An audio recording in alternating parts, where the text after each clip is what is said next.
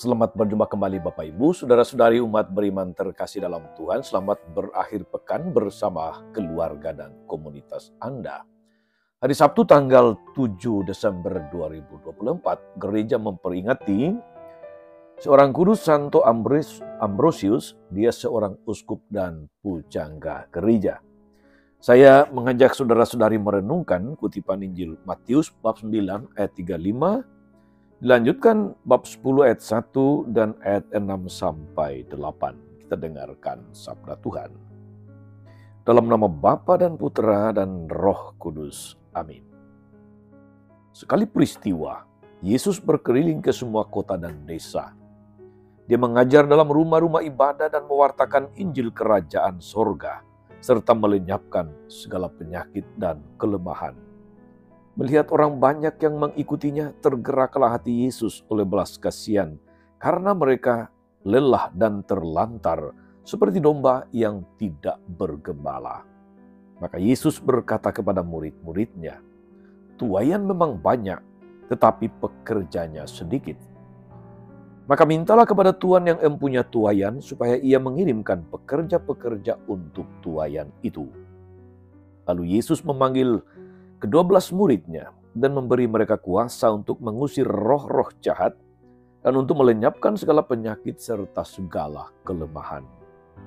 Yesus mengutus mereka dan berpesan, "Pergilah kepada domba-domba yang hilang dari umat Israel. Pergilah dan wartakanlah, kerajaan surga sudah dekat.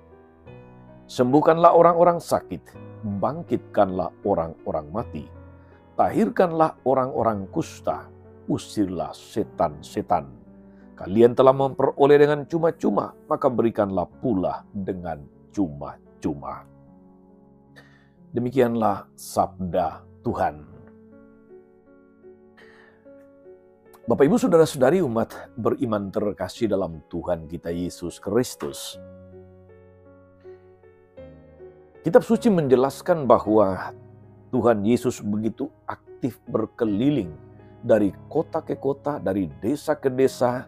Dia berkeliling untuk mewartakan kerajaan Allah dengan mengajar, dengan melakukan banyak mujizat. Tentu saja Yesus tidak sekedar berjalan-jalan, sekedar berkeliling, sekedar healing atau rekreasi. Tapi dia menyatakan kasih Allah lewat perkataan dan perbuatannya, lewat pengajaran dan mujizat-mujizat yang dilakukannya. Apa yang menarik dari Yesus adalah dalam karya-karyanya, saudara-saudari. Dia masih memiliki waktu untuk mengamati, untuk merasakan dan merefleksikan apa yang hidup pada setiap kelompok masyarakat yang dikunjunginya. Dari kota ke kota, dari desa ke desa. Dan hasilnya adalah kata-kata ini. Banyak orang hidup bagai domba yang tidak bergembala. Tuhan Yesus memiliki keprihatinan yang tinggi. Hatinya tergerak oleh belas kasihan untuk menolong mereka. Dengan demikian, Yesus tidak hanya berprihatin. Yesus tidak hanya kasihan, tapi dia juga bertindak. Dia berpihak. Dia memanggil 12 orang yang mendapat gelar rasul, berarti yang diutus. Rasul artinya yang diutus. Selanjutnya dia mengutus mereka dengan kuasa untuk memberitakan bahwa kerajaan surga sudah dekat. Mereka pun pergi sesuai perintahnya untuk menyatakan pertolongan Allah bagi orang banyak. Saudara-saudara umat beriman terkasih dalam Tuhan. Siapapun yang telah menerima kabar gembira, kabar keselamatan, memiliki tugas yang sama seperti para rasul, yaitu menyampaikan kabar keselamatan Allah kepada banyak orang dalam kata-kata dan tindakan. Alasannya sederhana, tetapi jelas. Kamu telah memperolehnya dengan cuma-cuma, karena itu berikan pula dengan cuma-cuma. Dengan demikian, saudara-saudari, banyak orang akan mengalami sukacita dan keselamatan yang sama dalam Tuhan Yesus. Kita pun telah menerima kabar keselamatan itu. Karena itu, kita memiliki tugas mewartakan kabar keselamatan kepada orang-orang lain, orang-orang di sekitar kita. Dalam hal ini, hati kita harus selalu terbuka untuk dipakai Tuhan. Harus siap diutus. Tuaian yang begitu banyak memerlukan penuai-penuai yang siap diutus. Saudara-saudari, kita semua, Anda dan saya, adalah orang-orang yang telah dibaptis.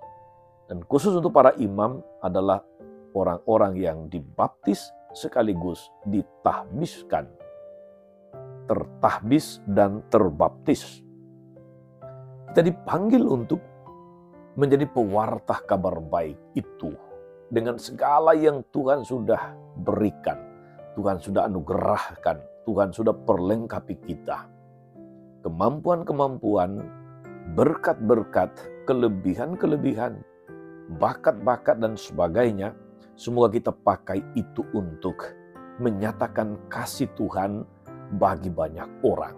Ingat seperti kata Yesus, kamu sudah diberi dengan cuma-cuma, berikanlah juga dengan cuma-cuma. Lalu saya tambahkan, supaya tidak percuma. Saudara-saudari, dalam masa Advent ini kita dipanggil, kita diingatkan, kita disemangati, kita diteguhkan akan tugas panggilan kita untuk memiliki hati yang mau berbelas kasih kepada banyak orang sebagaimana Yesus. Hati yang senantiasa tergerak untuk peduli. Hati yang senantiasa tergerak untuk berbela rasa. Hati yang senantiasa tergerak untuk berpikir akan kebaikan orang lain. Saudara-saudari, umat beriman terkasih, moga-moga masa Advent ini kita pakai, kita gunakan, kita manfaatkan untuk semakin memiliki hati seperti Kristus. Hati yang selalu tergerak untuk berbelas kasih. Hati yang selalu tergerak untuk berbela rasa. Hati yang selalu tergerak untuk berbuat baik. Kita sudah menerima dengan cuma-cuma. Mari kita juga berbagi dengan cuma-cuma. Supaya tidak percuma. Tuhan Yesus memberkati kita semua. Amin.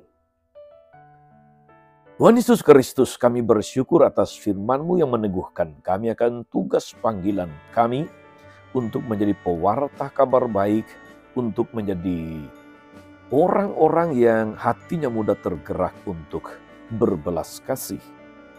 Sentuhlah setiap orang yang mencari Engkau Tuhan, semua domba yang hilang, yang sedang berusaha untuk menemukan warisan mereka di dalam Engkau, dan sentuhlah hati kami agar senantiasa mudah tergerak untuk berbelas kasih.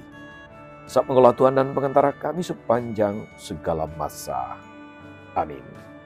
Saudari-saudara sekalian, berkat Allah turun atas saudara-saudari, atas mereka yang kita doakan atau kita janjikan doa, mereka yang sakit dan menderita.